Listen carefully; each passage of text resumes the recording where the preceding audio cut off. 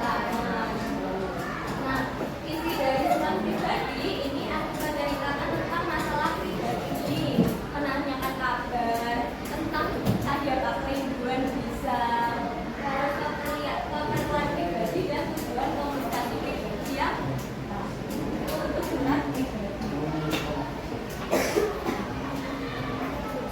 Selanjutnya ada surat dinas. Surat dinas itu ditulis dalam situasi yang formal apa tidak formal? Ada yang pernah, ada yang kasus di sini? Nah, pernah menulis surat dinas untuk misalnya meminjam gedung atau meminjam aula?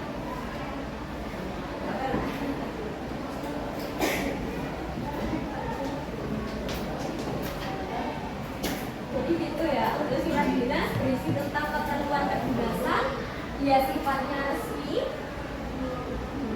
Nah, sebelum kamu mengetahui surat dinas, kalian harus mengetahui struktur dari surat dinas. Nah, di sini ada bab surat. Ada yang tahu bab surat itu apa? Bab surat itu biasanya ada di awal. Nah, dia ada logo instansinya atau logo sekolahan. Nah, ya kayak ini. Ada logonya. Setelah itu ada nomor surat, ada tanggal, lampiran, perihal, alamat, salam terbuka, isi, tanggal, nama dan tanda tangan. Nah, di sini saya kira ada surat ini masuknya ke surat pribadi apa surat dinas? Kenapa kok surat pribadi? Iya, ada salam kangen, apa kabar Alim. Nah, hal-hal kayak gini itu tidak mungkin kalian temukan di surat dinas, karena surat dinas ini bahasa yang resmi atau bahasa yang formal.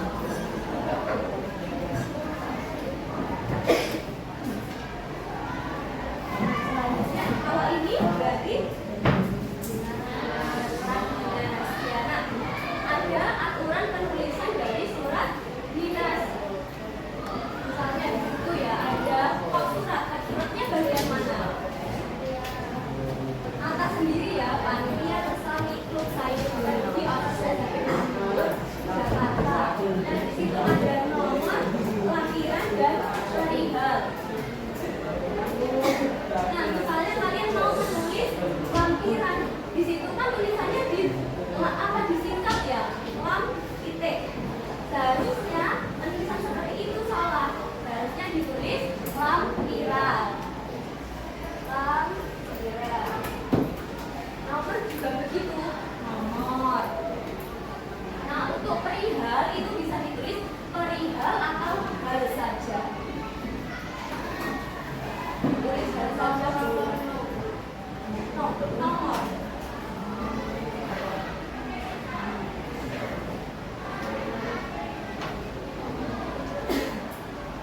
Lampirannya untuk lampirannya 1 berkas, jadi nanti nggak boleh ditulis angka 1, nggak boleh ya, harus 1 berkas seperti itu atau 1 lembar.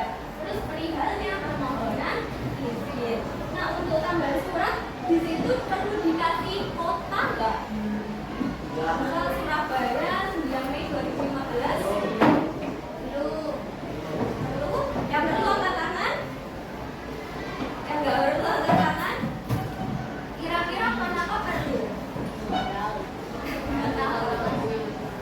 Nah, karena ini surat dinas, makanya di sana nanti di bagian tanggal penulisan itu tidak perlu menggunakan nama kota karena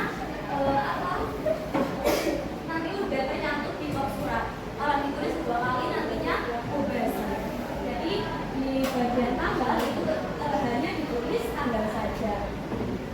Terus selanjutnya yang terhormat, apakah perlu diberi kepada yang terhormat? Tidak. Kenapa? Ya, karena yang terhormat saja sudah cukup. Kalau nanti ada kepada yang terhormat nanti mubazir juga. Jadi salah satu aja, kepada saja atau yang terhormat saja. Di Jakarta. Nah, biasanya kalian menemukan di tempat gitu kan ya. Nah, itu juga salah. harusnya ditulis di Jakarta, di Surabaya, di Malang. Jadi harus jelas surat ini ditujukan kemana. Seperti itu. Terus selanjutnya ada dengan hormat. Dengan hormat dibubui tanda koma apa tidak? Iya, seperti yang ada di contoh ya. Dengan hormat, koma. Selanjutnya ada paragraf pembuka. Terus ada ini surat. Di sini bisa dibaca. Yang terakhir, atas perhatian dan dikabulkannya permohonan ini kami mengucapkan banyak terima kasih. Nah, yang terakhir ada tanda tangan untuk apa? Sebagai bukti bahwa ini benar-benar dari kepala sekolah, misalnya kalau kalian mau meminjam gedung lagi. Terus yang kedua ada tanda tangan panitia supaya lebih biasa. Iya. Nah, sudah untuk materi tentang surat dinas dan surat pribadi sampai sini ada yang ingin ditanyakan? Kalau tidak ada, saya kira ini kalian membentuk kelompok. Satu kelompok terdiri 5 sampai 6 orang.